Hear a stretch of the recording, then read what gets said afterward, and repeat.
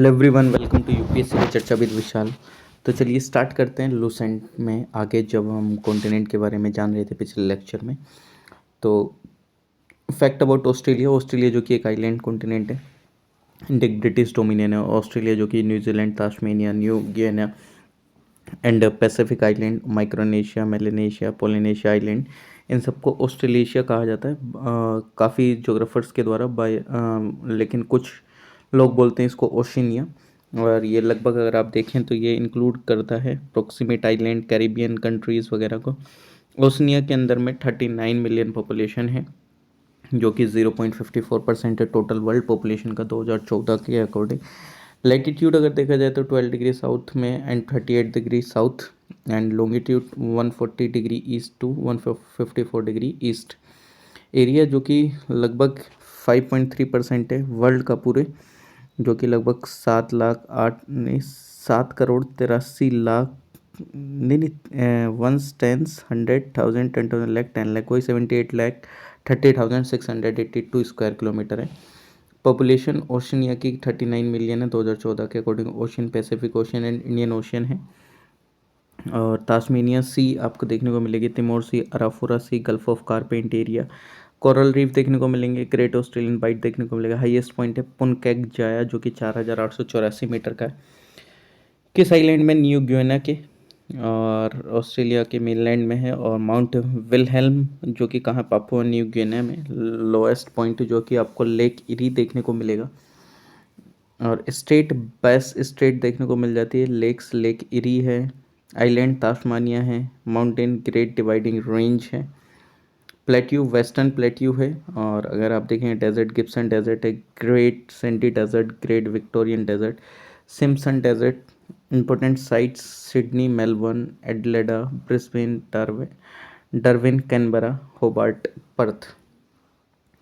Oceans earth के ऊपर अगर देखा जाए तो सबसे पहले देखते हैं हम पैसिफिक ओशन, जो कि एक्सप्लोरर फर्डिनेंड मैगेलन ने ये पूरा सरकम नेविगेट करा था अर्थ को एंड नेम रखा था इसका पैसिफिक, जिसका मीनिंग है काम और पीसफुल। जो पैसिफिक ओशन है उसका जो आप एरिया देखेंगे तो वो कितना है? 1/10,000 10,000 लाख 10 लाख करोड़ 10 करोड़, यानी कि 1,66,000 करोड़ के अप्रोक्स स्क्वायर किलोमीटर का इसका एरिया है। लार्जेस्ट ओशन है वर्ल्ड की और डीपेस्ट ओशन है, और एवरेज डेप्थ है इसकी 4200 मीटर। ठीक। और मेरीनर ट्रेंच जो कि वर्ल्ड का डीपेस्ट ट्रेंच है, डेप्थ इसकी 11,033 मीटर, यानी कि 11 किलोमीटर, 36,201 फीट। काफ़ी सारा जो आइलैंड है ओशियन का वो वोल्केनिक एंड कोरल ओरिजिन का है। फिर अटलांटिक ओशन अगर आप देखेंगे तो इसका एरिया लगभग अगर आप देखेंगे 8,65,60,000 स्क्वायर किलोमीटर, जो कि सेकंड लार्जेस्ट ओशियन है वर्ल्ड में। और इसका नाम जो कि एटलास से आया है, एक टाइटन होता है जो कि giant in Greek mythology. Atlantic ocean जो कि एक लॉन्गेस्ट कोस्ट लाइन है। ठीक। अटलांटिक ओशियन जो अगर आप देखेंगे तो बिजिएस्ट ओशियन है ट्रेड एंड कॉमर्स के लिए, शिपिंग रूट्स वगैरह कनेक्टेड है, जो कि मोस्ट इंडस्ट्रियलाइज रीजन के थ्रू, जैसे कि western Europe and north eastern United states of America. Atlantic ocean जो कि फॉर्म हुई थी मिलियन ऑफ ईयर एगो, जिस टाइम पे रिफ्ट ओपन हुई थी गोंडवाना लैंड में एंड कॉन्टिनेंट्स में, साउथ अमेरिका के एंड अफ्रीका के। एंड जो सेपरेशन है कंटिन्यूस है इवन टुडे, एंड जो अटलांटिक ओशन है वो स्टिल अभी वाइडनिंग हो रही है। और जो कॉन्टिनेंटल आइलैंड है, न्यूफाउंड आइलैंड, ब्रिटिश आइल्स जो कि मेजर वंस कॉन्टिनेंटल आइलैंड्स है, वोल्केनिक आइलैंड जो कि फ्यूअर हैं एंड ये इंक्लूड करते हैं, जैसे कि क्यूबा है, जमाइका है, प्यूर्टो रिको आइलैंड हो गया। ये लार्जेस्ट आइलैंड है वोल्केनिक रीजन का। इंडियन ओशन अगर आप देखेंगे तो इसका एरिया लगभग 7,34,30,000 स्क्वायर किलोमीटर। या ओनली ओशन है जिसका नाम कंट्री के बाद देखने को मिलता है, यानी कि इंडियन ओशन जो कि डीपर है अटलांटिक ओशन से। ये कंटेन करता है काफ़ी ज़्यादा कॉन्टिनेंटल आइलैंड, जैसे मेडागास्कर हो गया, श्रीलंका हो गया, ये लार्जेस्ट वन है। और कुछ जो वोल्केनिक ओरिजिन है जैसे मॉरिशस, अंडमान निकोबार, सीशेल्स, मालदीव्स, लक्षद्वीप, ये क्या है? कोरल ओरिजिन है। और south Indian ocean, south Indian ocean में जैसे वार्म करंट अगर आप देखेंगे तो south equatorial, Mozambique, Madagascar, एगुलास current देखने को मिलेगा। कोल्ड करंट अगर आप देखेंगे तो Antarctic drift, waste Australian current देखने को मिलेगा। आर्कटिक ओशन जो कि इसका एरिया लगभग 1,32,30,000 स्क्वायर किलोमीटर, ये स्मॉलेस्ट है ओशियंस में। ये लाई करता है आर्कटिक सर्कल में और इसका नाम आर्कटिक ओशन है। इसी वजह से जो नॉर्थ पोल है, नॉर्थ पोल लाई करता है इसके मिडिल में आर्कटिक ओशन के, और जो मोस्ट ऑफ द पार्ट जो आर्कटिक ओशन का वो फ्रोज़न है, काफ़ी ज़्यादा मोटी वो बर्फ़ की चादर है। और ये एक it is the shallowest of all ocean, और इसकी जो एवरेज डेप्थ है वो 1500 मीटर है। और लीस्ट सैलिनिटी है सारी ओशियंस में अगर देखा जाए तो जो सैलिनिटी है वो 20 यूनिट पर 1000 है। ओशन करंट जो कि एक फ्लो होता है अमाउंट ऑफ वाटर एक डेफिनेट डायरेक्शन में एक ग्रेट इंटेंसिटी के साथ, उसको हम ओशन करंट बोलते हैं। ओशन करंट दो तरीके के होते हैं, हॉट एंड कोल्ड। जो हॉट करंट है वो फ्लो करता है from tropical zone of lower latitude to higher temperate and sub tropical and sub polar zones, जिसको जाना जाता है as a hot water current. Cold current जो कि फ्लो होता है हायर लैटिट्यूड से लोअर लैटिट्यूड की तरफ, जिसको जाना जाता है as a cold water current. और जो ओनली एक्सेप्शन है इस कंडीशन का ओशन करंट का, वो मिलता है आपको इंडियन ओशन में। और जो फ्लो है करंट का वो चेंज होता रहता है with the change in the direction of the monsoon wind. और जो हॉट करंट है वो फ्लो होता है टूवर्ड्स कूलर ओशन, एंड जो कोल्ड ओशन करंट है वो फ्लो करता है टूवर्ड्स द वार्मर ओशन। और जो बायोस्फीयर अगर आप देखेंगे तो जो पार्ट है अर्थ का जहाँ पे लाइफ एग्जिस्ट करती है उसको हम बायोस्फीयर बोलते हैं। बायो मीन्स लाइफ, और जो अर्थ है वो एक ओनली प्लेनेट है सोलर सिस्टम का जो कि सपोर्ट करता है लाइफ को, लाइफ जो कि पॉसिबल है because of it's unique lithosphere, hydrosphere and atmosphere. Lithosphere अगर आप देखेंगे तो ये अपर मोस्ट लेयर है अर्थ की, ठीक, अर्थ क्रस्ट की, जो कि कैपेबल है सपोर्टिंग करने के लिए लाइफ को, जिसको हम लिथोस्फेयर बोलते हैं। लिथोस्फेयर जो कि एक लैंड है जो कि कवर करता है 2/7 यानी कि 29.22% टोटल सरफेस एरिया का अर्थ का। हाइड्रोस्फेयर जो कि कवर करता है 5/7 और मोर एक्यूरेटली लगभग 70.78% kilometre of the total surface area of the अर्थ, ठीक। वाटर जो है वो फ्रीली अवेलेबल है in the gaseous, liquid and solid state. Necessary है कैरी आउट करना chemical reaction with in the bodies of the living organism. और जो water है वो ऑल्सो डिजोल्व होता है, ट्रांसपोर्ट करते हैं न्यूट्रिएंट्स को from the soil to the plants, और ये यूज़ करा जाता है प्लांट्स के द्वारा फूड बनाने के लिए। लेटीट्यूड एंड लॉन्गिट्यूड, कोई भी जो लोकेशन अर्थ पर डिस्क्राइब करी जाती है दो चीज़ों से, लेटीट्यूड एंड लॉन्गिट्यूड। अगर आपको इन डिटेल इसके बारे में जानना है तो जी सी लियोंग में मैंने पढ़ा रखा है, वो आप देख सकते हैं उसकी प्लेलिस्ट में जाके। लेटीट्यूड अगर आप देखेंगे तो on a globe of the अर्थ जो लाइंस जो कि लेटी हुई हैं ऐसा समझ लो, उसको लेटीट्यूड बोलते हैं, जो कि अलग अलग साइज़ की होती हैं। जो लॉन्गेस्ट है इक्वेटर है वो लेटीट्यूड जो कि उसको ज़ीरो मानते हैं, और while at the poles at latitude वो 90 डिग्री ऊपर नॉर्थ एंड 90 डिग्री नीचे साउथ। अगर आप देखेंगे तो ये इस तरीके से लाइन खींची हुई होती हैं जिससे लोकेशन का पता चलता है ना, ठीक। और ये सब आप जानते होंगे इसलिए मैं इसको और ज़्यादा डिटेल में जा नहीं रहा हूँ यहाँ पे, क्योंकि लूसेंट पढ़ने का मतलब है कि आपको कंसेप्ट थोड़े आते हैं, आप यहाँ से स्टैटिक चीज़ों को रिवाइज कर रहे हैं। लॉन्गिट्यूड यानी कि जो लंबी लंबी लाइन यानी कि जो नॉर्थ टू साउथ आ रही हैं ग्लोब पे, ठीक, तो इसको आप देख सकते हैं। चलिए बाकी तो इसमें ऐसे जितना क्या ही बताऊँ मैं। जो लाइन है लॉन्गिट्यूड की उसको हम मेरिडियन भी बोलते हैं, जो कि ड्राइव होती है लैटिन शब्द मैरी से, जो कि एक वेरिएशन है किसका, मीडियस का, जो कि डिनोट करता है मिडल, एंड टीएम जिसका मीनिंग है डे। जो वर्ड है once meet noon and times of the day before noon known as anti meridian. अरे आपने देखा होगा ना पीएम और एएम, देखो एंटी मेरिडियन यानी कि 12 बजे से पहले तक एंटी मेरिडियन, 12 बजे के बाद पोस्ट मेरिडियन हम उसको जानते हैं, ठीक।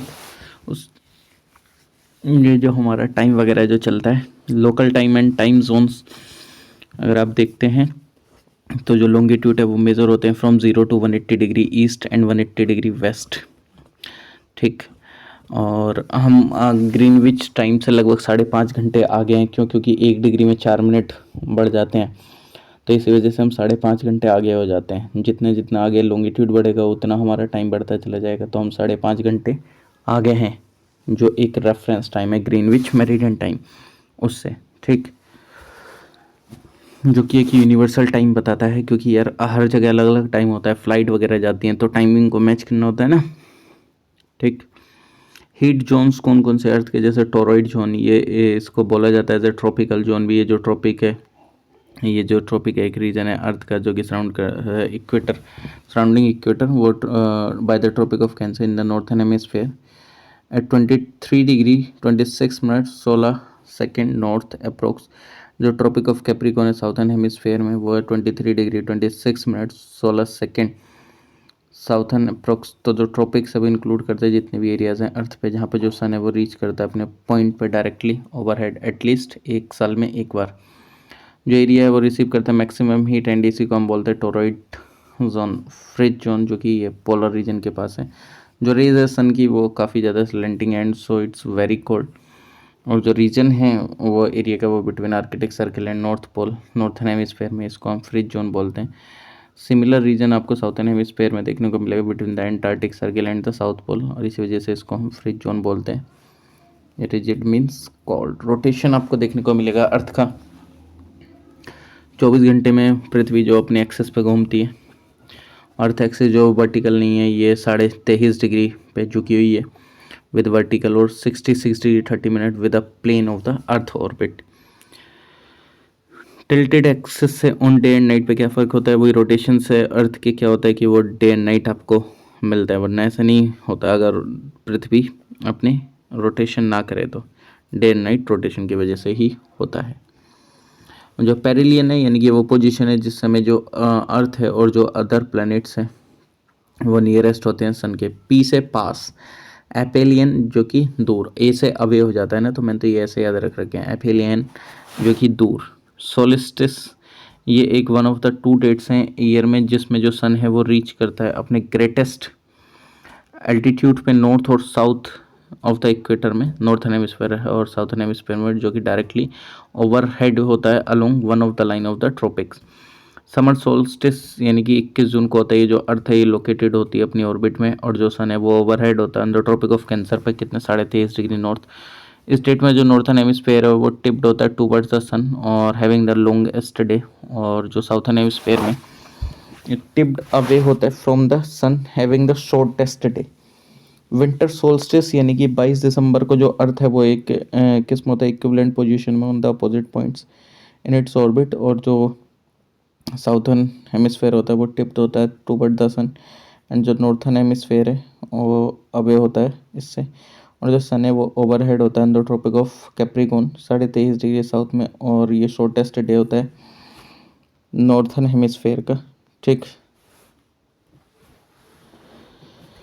इक्विनोक्सिस अगर देखा जाए तो 2 दिन आपको एक साल में अगर देखेंगे तो जिस टाइम पे डे एंड नाइट जो इक्वल हो जाते हैं थ्रू आउट द वर्ल्ड वो इक्विनोक्सिस होते हैं, और falling midway between the dates of solstice on these dates, और जो अर्थ एक्सिस है वो लाइज करता है 90 डिग्री टू द लाइन जो कि ज्वाइन करता है सेंटर्स को अर्थ के एंड द सन को, and neither the northern nor the southern hemisphere वो इंक्लाइंड होता है टुवर्ड्स द सन। और जो वर्नल इक्विनोक्स होते हैं वो ऑक्योर होता है 21 मार्च को, एंड इसी वजह से उसको स्प्रिंग इक्विनोक्स कहा जाता है नॉर्थन हेमिस्फेयर में। और जो ऑटमनल इक्विनोक्स होते हैं वो होता है 23 सितंबर को। मिडनाइट सन ये जो फेनोमिना ये ऑब्जर्व होता है आर्कटिक एंड एंटार्क्टिक जोन में अराउंड मिड समर, जिस टाइम पे जो सन है वो सिंक नहीं होता है below the horizon through out 24 hours of the day, and इसी वजह से वो मिडनाइट में आपको देखने को मिल जाता है। और ये डायरेक्ट कॉन्सिक्वेंस होता है इंक्लिनेशन का एक्सेस का of the earth to the plane of the orbit. Norway जो कि एक प्लेस कही जाती है मिडनाइट सन की, जहाँ पे जो सन है वो कंटिन्यूसली विजिबल रहता है बिटवीन मई एंड जुलाई। और साउथर्न हेमिस्फेयर में जो फेनोमिना है वो देखा जाता है एंटार्क्टिक कॉन्टिनेंट में। एक्लिप्स एक ये होता है जिस टाइम पे जो सन मून एंड अर्थ जो है वो एक स्ट्रेट लाइन में आ जाते हैं, और जो सोलर एक्लिप्स है वो होता है जिस टाइम पे जो सनराइज होता है एंड सनसेट होता है न्यू मून में, जिस टाइम पे जो मून है वो पास होता है directly in front of the sun, जिसके वजह से जो शेडो होती है वो लाई करती है अर्थ पे। और दूसरे शब्दों में कहा जाए तो जो मून है वो लाई करता है between the sun and the earth. और जो लूनर एक्लिप्स है वो होता है जिस टाइम पे जो अर्थ है वो आती है बीच में सन के एंड मून के, सो डेट जो शेडो है अर्थ की वो कास्ट होती है मून पे। और जो लूनर एक्लिप्स है वो टेक प्लेस होता है on a full moon. Generally जो टोटल 7 एक्लिप्स है including solar and lunar eclipse को वो टेक प्लेस होते हैं हर साल। एटमॉस्फेयर अगर देखा जाए तो जो एनवलप है एयर का वो कम्प्लीटली सराउंड करता है अर्थ को, जिसको जाना जाता है एज एटमॉस्फेयर। जो एटमॉस्फेयर है वो एक्सटेंड होता है about 1000 kilometre from the surface of the earth, but जो 99% जो टोटल मास है एटमॉस्फेयर का वो फाउंड होता है विद इन 32 किलोमीटर। और दिस इज बिकॉज कि जो एटमॉस्फेयर है वो हेल्ड करा जाता है gravitational pull of the earth. Composition क्या है एटमॉस्फेयर की? Nitrogen 78%, carbon dioxide 0.03%, ozone 0.006%, oxygen 21%, neon 0.0018%, hydrogen 0.005%, argon 0.93% है, हीलियम 0.005% है। ठीक है, हमें इतना ज़्यादा ध्यान नहीं रखना है। कार्बन डाइऑक्साइड जो कि प्रेजेंट है स्मॉल क्वांटिटी में एटमॉस्फेयर के अंदर में, और ये एक इम्पोर्टेंट कॉन्स्टिट्यूएंट है एयर का, बिकॉज ये इसकी एबिलिटी एब्जॉर्व करने की हीट की, एंड ये कीप करता है एटमॉस्फेयर, मतलब एटमॉस्फेयर को वार्म रखता है, एंड देयर बाय बैलेंस करता है ये किसको? Heat of the earth. Water vapour जो कि एक मोस्ट सिग्निफिकेंट कंपोनेंट है एटमॉस्फेयर का as far as it affect on weather is concerned, although its quantity varies considerably from practical 0 to up to 4% by volume। Water vapour जो कि एक source है, जितने भी क्लाउड्स वगैरह एंड प्रेसिपिटेशन वगैरह इन सब का वाटर वेपर जैसे कि कार्बन डाइऑक्साइड वगैरह इनमें एबिलिटी है कि वो एब्जॉर्व करें हीट एनर्जी को, और ये रेगुलेट करता है हाइड्रोलॉजिकल साइकिल को। जो डस्ट है वो इंटरसेप्ट करते हैं, रिफ्लेक्ट करती है इनकमिंग इंसुलेशन को, और जो पोल्यूटेड पार्टिकल प्रेजेंट जो है एयर में वो एब्जॉर्व तो करते ही हैं साथ में इंसुलेशन को, बट एब्जॉर्व करते हैं टेरेस्ट्रियल रेडिएशन को भी। जो डस्ट है एटमॉस्फेयर में वो कंट्रीब्यूट करती है रेड एंड ऑरेंज कलर को सनराइज एंड सनसेट के। लेयर्स जो हैं एटमॉस्फेयर की अगर आप देखते हैं तो 5 डिस्टिंक्ट लेयर्स हैं एटमॉस्फेयर की, जैसे troposphere, stratosphere, mesosphere, thermosphere, exosphere. Troposphere ये फर्स्ट लेयर है एटमॉस्फेयर की, ये एक्सटेंड होती है to the height of the 18 kilometre at the equator and 8 kilometre at the poles. इस लेयर में टेम्परेचर जो कि डिक्रीज़ होता है हाइट के साथ, और इसकी वजह से क्या होता है कि जो डेंसिटी एयर की भी डिक्रीज़ होती है हाइट के साथ, एंड जो हीट है एब्जॉर्ब होती है लेस, और ये कंटेन करता है डेंसिटी एयर की, और it contain density of air decreases होती है हाइट के साथ, एंड इट कंटेन्स ये कंटेन करता है more than 90% of gases atmosphere में। और जो मोस्ट ऑफ द जो वाटर वेपर है क्लाउड्स का वो इस लेयर में ही होता है, और जितने भी वेदर चेंजेस होते हैं वो ट्रोपोस्फेयर में होते हैं। ट्रोपो का मतलब ही चेंज होता है, और जो हाइट होती है जिस पे जो टेम्परेचर है वो स्टॉप कर देता है डिक्रीज़ करना, उसको हम ट्रोपोपोज कहते हैं। और जो टेम्परेचर है वो यहाँ का लो रहता है -58 डिग्री सेल्सियस। स्ट्रेटोस्फेयर जो कि एक सेकेंड लेयर है एटमॉस्फेयर की, एक्सटेंड करते हैं ट्रोपोपोज से अप टू 50 किलोमीटर।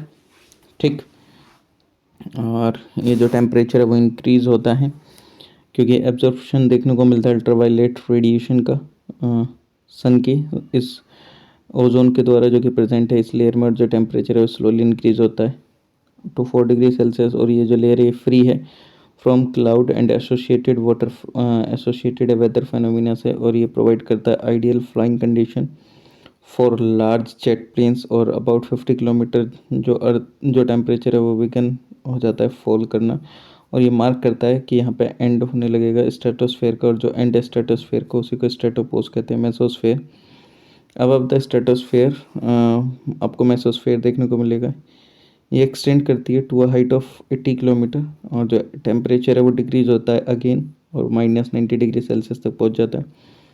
फिर एंड देखने को मिलेगा इस लेयर का, उसको हम मेसोपोज बोलते हैं। थर्मोस्फेयर अगर देखेंगे तो थर्मोस्फेयर लाइक करता है अब द मेसोस्फेयर, ये जो लेयर है एक्सटेंड करती है टू हाइट ऑफ 640 किलोमीटर।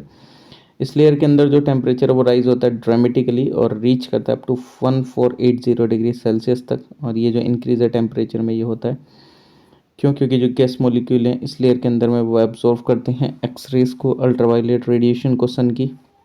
और इसमें अगर आप देखेंगे तो गैस मॉलिक्यूल्स का ब्रेकअप देखने को मिलेगा positively and negatively charge particles में और आयंस में, और ये जो लेयर है इसी वजह से इसको आयनोस्फेयर बोलते हैं। ये जो इलेक्ट्रिकली चार्ज गैस मॉलिक्यूल्स हैं थर्मोस्फेयर के, वो रिफ्लेक्ट करते हैं रेडियो वेव्स को from the earth back into space, और ये जो लेयर है ये हेल्प करती है लॉन्ग डिस्टेंसेस कम्युनिकेशन में। थर्मोस्फेयर प्रोटेक्ट करती है हमको मीटियोर से और ऑब्सोलेट सैटेलाइट से, बिकॉज इसका जो हाई टेम्परेचर होता है वो बर्न कर देता है नियरली जितने भी डेब्रीज आते हैं अर्थ की तरफ। ठीक। एक्सोस्फेयर ये जो लेयर लाई करती है अब द थर्मोस्फेयर, एक्सोस्फेयर जो कि एक्सटेंड करता है beyond the thermosphere up to 960 kilometre, gradually merge करती है इंटरप्लानिटरी स्पेस के साथ। ये जो टेम्परेचर है इस लेयर में वो रेंज इसकी 300 डिग्री सेल्सियस से 1650 डिग्री सेल्सियस तक देखने को मिलेगी। लेयर कंटेन करती है ओनली ट्रेसेस गैसेस जैसे oxygen, nitrogen, argon and helium, because जो लैक ऑफ ग्रेविटी अलाउ करता है गैस मॉलिक्यूल्स को कि वो एस्केप करे इजिली स्पेस के अंदर में।